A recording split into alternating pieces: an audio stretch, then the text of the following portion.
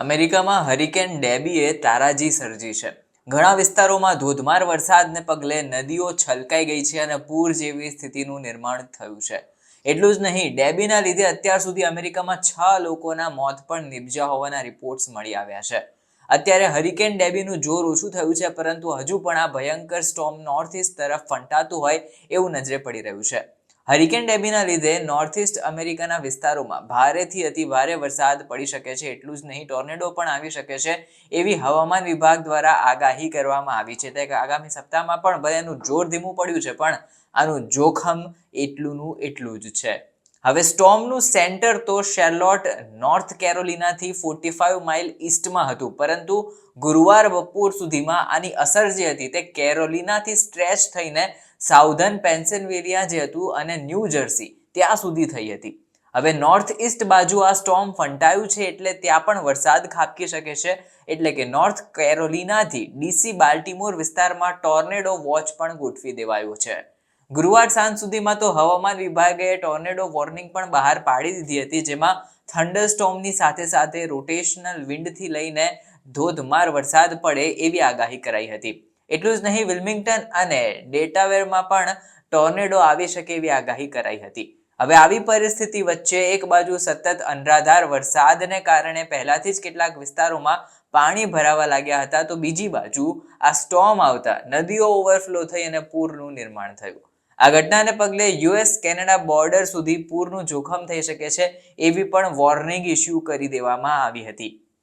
હવે આ દરમિયાન એવી પણ આગાહી કરાઈ હતી કે અપસ્ટેટ ન્યુયોર્ક, વર્મોન્ટ અને ન્યૂ હેમ્પશાયરમાં ભારેથી અતિ ભારે વરસાદ ખાબકી શકે છે.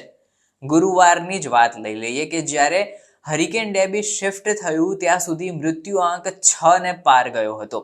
નોર્થ કેરોલિનાના લુકામામાં ટોર્નેડોના લીધે એક વ્યક્તિનું મોત નીપજ્યું હતું.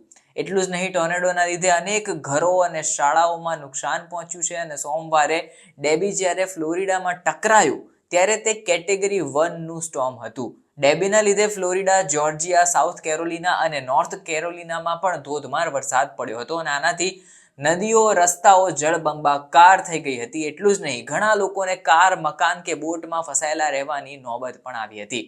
અત્યારે નુકસાન એટલું બધું થઈ ગયું હતું કે નિષ્ણાતોના જણાવ્યા પ્રમાણે રિકવરીમાં ઘણો સમય લાગી શકે છે.